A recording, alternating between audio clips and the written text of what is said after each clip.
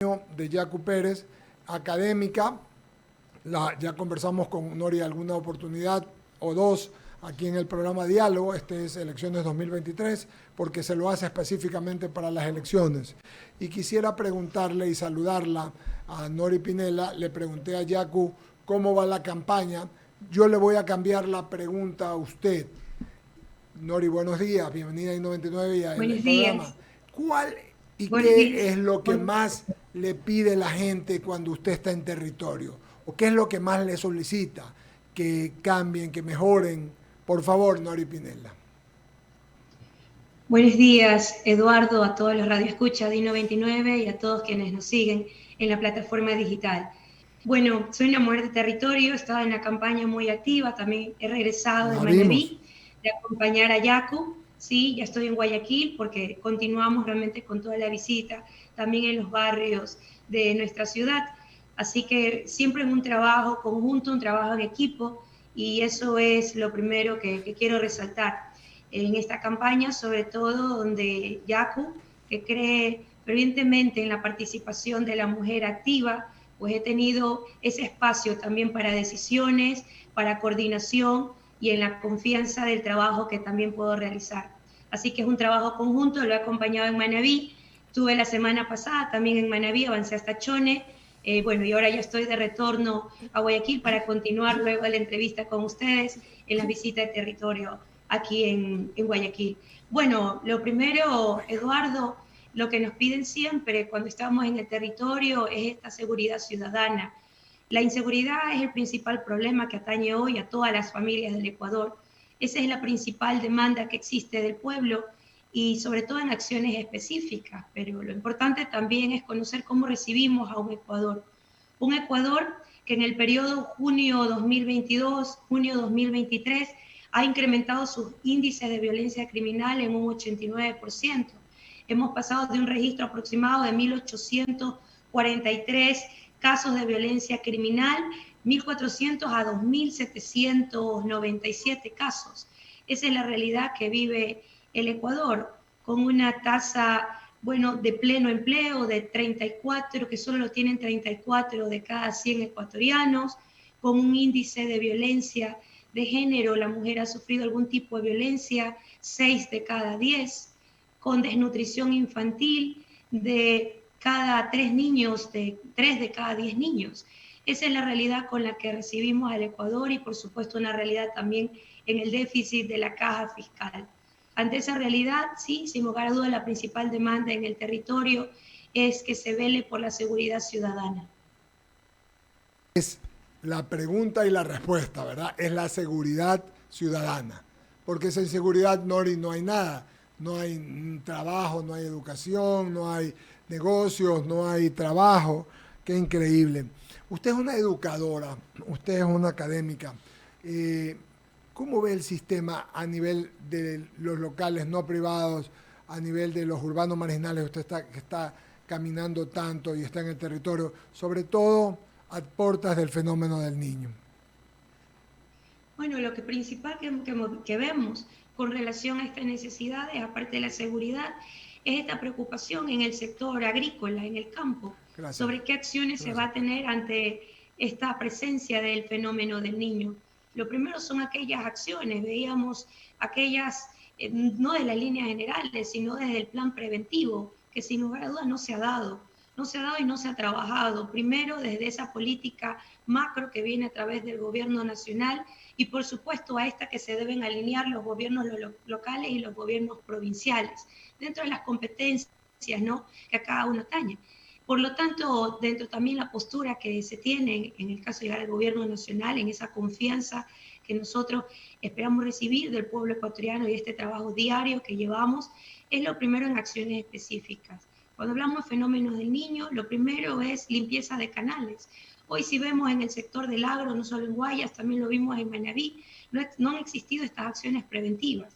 Por lo tanto, canales que no se han hecho limpiezas. administración de recursos hídricos, que tampoco se han hecho las acciones pertinentes. No hay las dragas, sobre todo en Manabí, de las represas, Poza Honda, más de 50 años, y no se han hecho las dragas. Entonces, cuando hablamos de inundaciones, es porque no hay las acciones preventivas, ni de este lineamiento que hay del gobierno central, y tampoco, por supuesto, a través de ello poder canalizar las acciones con los gobiernos provinciales y los gobiernos locales. Esta acción, por supuesto, va dada desde poder hacer este trabajo conjunto. También entender, Eduardo, que hay otra realidad que no se ha mencionado. Sin estar de manera fuerte la presencia de fenómeno del Niño inminente, ya existe hoy un problema en la red vial. Hay 42 vías que ya están colapsadas a nivel del Ecuador y no se ha hecho ningún tipo de prevención ni inversión en ellas. Por lo tanto, la propuesta que tenemos de poder, como lo mencionaba Jaco, lo primero es declarar esta emergencia nacional por la seguridad y, por supuesto, también ligado a lo que es el fenómeno del Niño, y poder con ello tener acciones emergentes. Y lo primero dentro de ello es esta rehabilitación en vías, porque de lo contrario no va a haber, si ya tenemos una disminución o efectos en la producción nacional, no tener la comunicación, pues también implicará mayor daño. Y esto que está diciendo usted me parece totalmente pertinente y al lugar, porque si se quiere cambiar también, y si se quiere cambiar la dinámica de la violencia, el tema de estudios es importante, así como la seguridad, para poder darle a estas personas, a los chicos, capacidades para que puedan estudiar y luego oportunidades de trabajo, para que no sean tentados por el otro lado, por el lado oscuro, sino puedan tener las posibilidades. Nori Pinela, su criterio y su concepto respecto a que puedan tener ustedes mañana, ganar, por ejemplo, o ir a una segunda vuelta y ganar, y les toque una asamblea que no tengan mayoría, que haya oposición, y que así como pasó en este gobierno se conviertan en una piedra en el zapato, en un obis, en una molestia para los ecuatorianos y para lo que quieren hacer ustedes, que veo que son pocas cosas pero concretas. Bueno, lo primero también es este momento de reflexión al pueblo ecuatoriano. Hemos vivido décadas de tener primero un Congreso Nacional, luego Asamblea Nacional, donde ha estado tomada realmente por posturas que han sido muy partidistas o muy de intereses personales. Por eso este primer punto de reflexión al pueblo ecuatoriano es también el análisis por quién decidimos que constituyan esta Asamblea Nacional. No podemos continuar con los mismos de siempre. Hay que generar este cambio, y eso también es una responsabilidad de cada uno de nosotros como ecuatorianos, de poder hacer este análisis, esta reflexión por quién decidimos que nos representen. Esto es clave, Eduardo. De lo contrario, más allá de las acciones, en el caso de tenemos la confianza de que vamos a poder tener un buen bloque, y sobre todo de aquellos otros partidos políticos que nos apoyan, como Pachacuti, Izquierda Democrática, de poder tener una asamblea fortalecida. Una asamblea fortalecida no para los criterios, menos para los egos, y esto es muy claro, muy específico. Una asamblea que se alinee a un proyecto que implique ese plan nacional para construir a nuestro Ecuador, en estas propuestas claras que se presentan, y por lo tanto no de intereses personales. Eso es lo primero que tenemos que aclarar, y no como ha ocurrido en asambleas nacionales anteriores. Esto es clave. Ahora, ¿cómo manejarlo? Yo creo que en este punto, cuando hay una propuesta clara, Eduardo, lo primero es poner esa reflexión y también poder exponer al pueblo ecuatoriano, en el caso de que existiera esta oposición, quiénes se oponen, y dar un motivo específico, y también poderlo poner frente a las luces y de todos los ecuatorianos. No queda otra opción. Por lo contrario, también hay que ser, y esto sobre todo en un Estado democrático y sobre todo en el respeto de la independencia de poderes. Por lo tanto, el llamado a la reflexión de quienes constituirán la siguiente Asamblea Nacional, de poder hacer este compromiso no con un gobierno, sino con el pueblo ecuatoriano. Por eso hemos hablado de esta nueva política que representa esta alianza Claro que se puede, a través del consenso, del diálogo, pero sobre todo de decisiones a través de una propuesta que es este Plan Nacional para construir nuestro Ecuador. Y Eduardo, yo no creo que sea retórica, yo creo que la decisión política debe estar presente en cada uno de los poderes también del Estado. Por lo tanto, es este llamado y estas acciones. Hoy esta alianza representa esa primera postura. siempre hemos tenido, de pronto se ha dado la ocasión de que se apoyan partidos políticos o movimientos sociales a un binomio presidencial. Esta es la primera ocasión donde también la constitución de la propuesta de una Asamblea Nacional de los candidatos también salen a través de esta alianza, se lo presenta al país a través de esta alianza. Y eso ha implicado este ejercicio democrático interno de poder llegar al diálogo y al consenso para poder tener una sola propuesta, sobre todo para este plan que lo he mencionado y que lo reitero, constituye un plan con acciones de corto, mediano y largo plazo que también compete a la ciudadanía esa exigencia del cumplimiento. Gracias, por mi parte le agradezco mucho y sigue por favor Luisa Delgadillo con la segunda y última parte de la entrevista. Muchas gracias, Eduardo. Nori, un placer, un gusto saludarla. Un gusto, Luisa. Gracias. Nori, los académicos como usted y los rectores de las universidades, tanto públicas como privadas, hicieron pública su inconformidad con la reducción de los recursos para la educación superior de manera muy particular. En el caso de las públicas, pues figúrese usted, se dio a conocer en su momento cómo, por citar un caso, en la Universidad Estatal de Guayaquil, una de las universidades más antiguas y un referente de las universidades ecuatorianas, a veces no había ni detergente ni papel higiénico para los baños.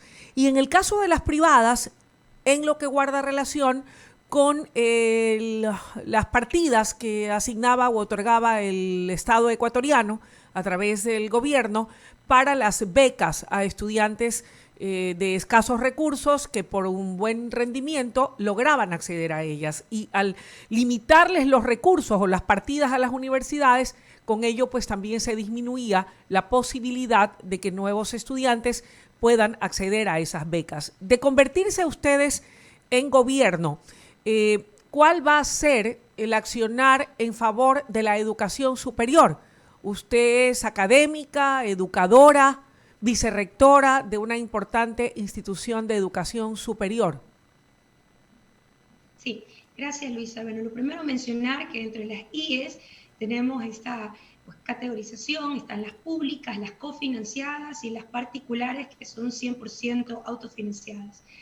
Por lo tanto, uno puede también ver que hay acciones. Cuando hay se le entrega la autonomía responsable a las instituciones de educación superior, también implica en el caso de las públicas las asignaciones de las partidas presupuestarias que competan para poder acoger y albergar a los estudiantes.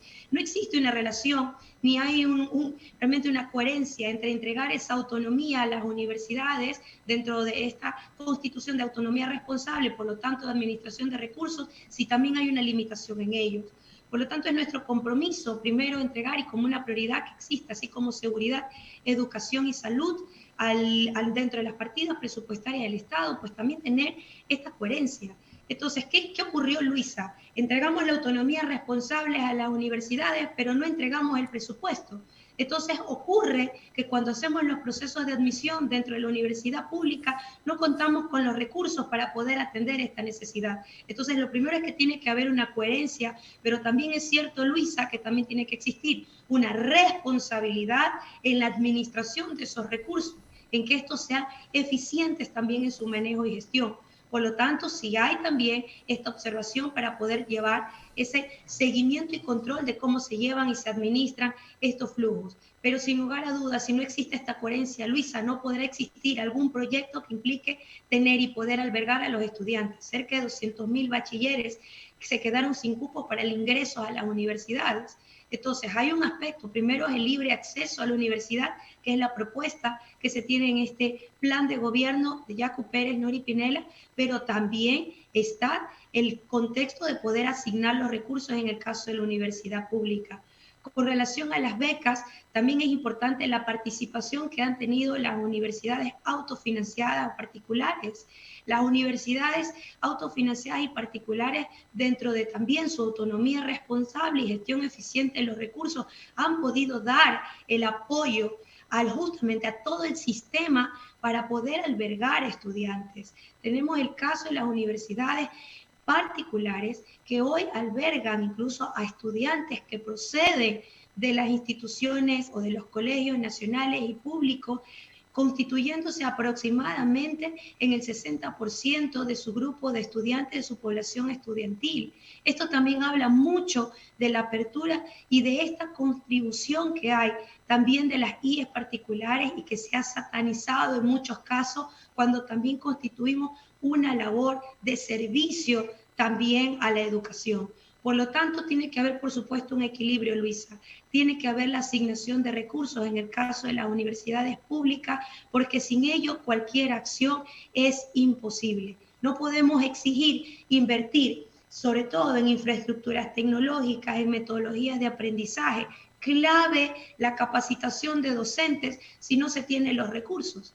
Entonces, es ineficiente y sería realmente disminuir calidad si por una parte tenemos esta apertura de albergar al mayor número de bachilleres que pasan al sistema de educación superior, pero si al mismo tiempo no tenemos los recursos para dar los entornos de aprendizaje adecuados. Entonces, son acciones integrales, Luisa, y no independientes.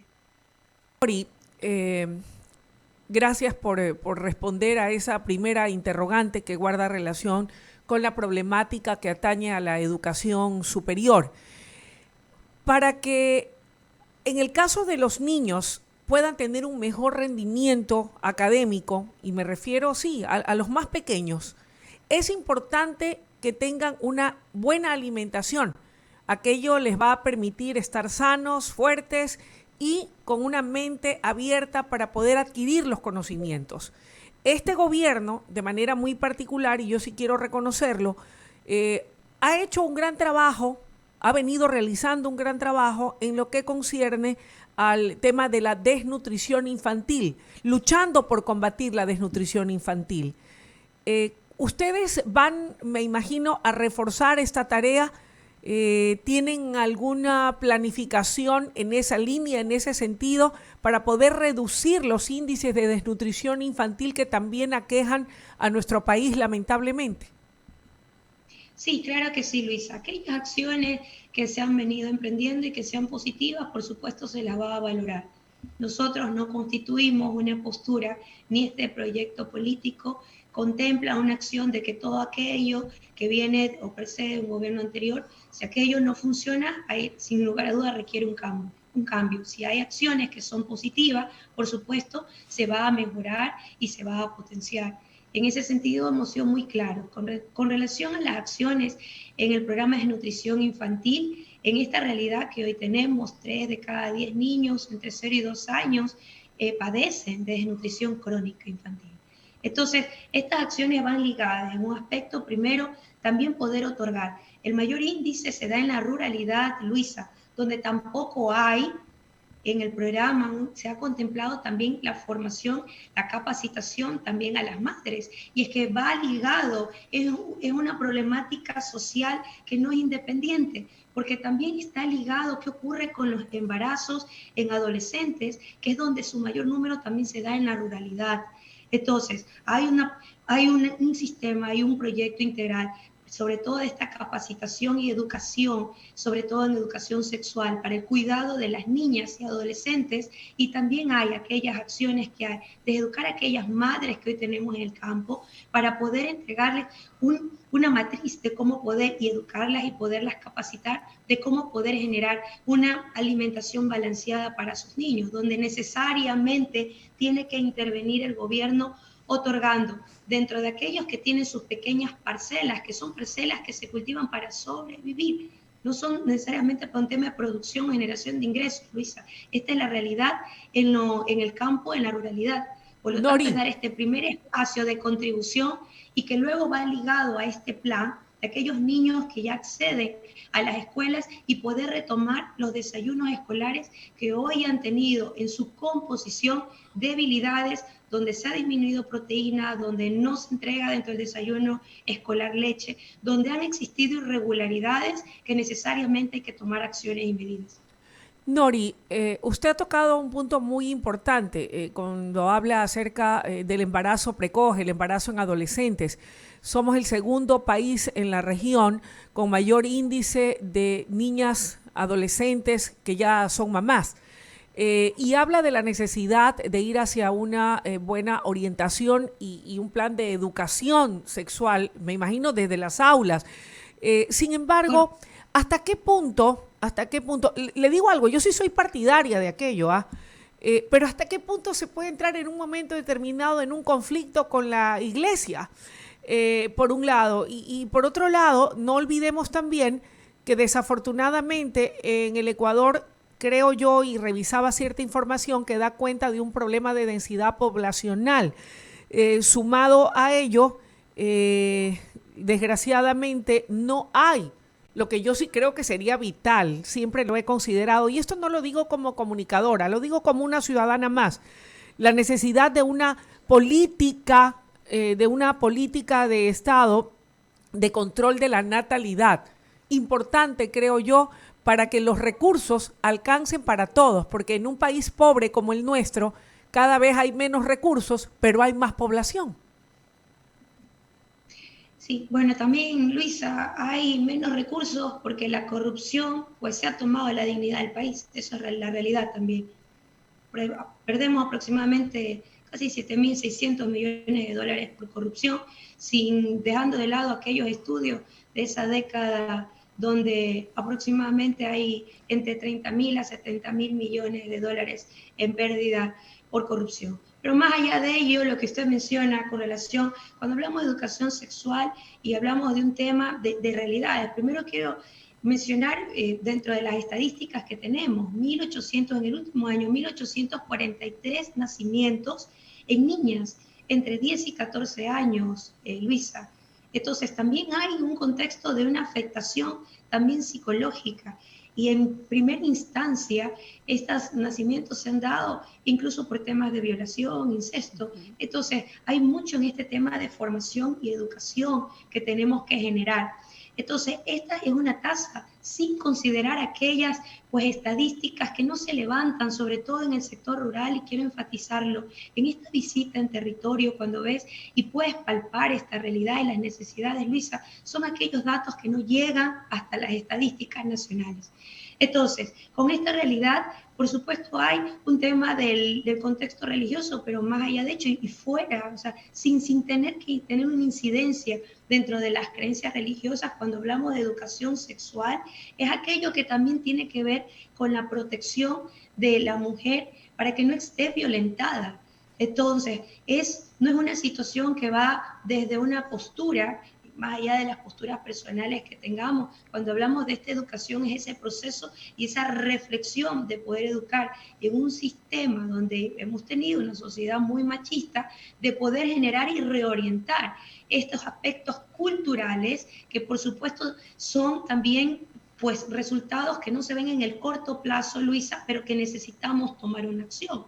Y esa acción es poder estar de manera directa generando también y entregando los recursos necesarios para hacer todas estas campañas, para concientizar, para educar, para proteger también a las niñas, a las adolescentes.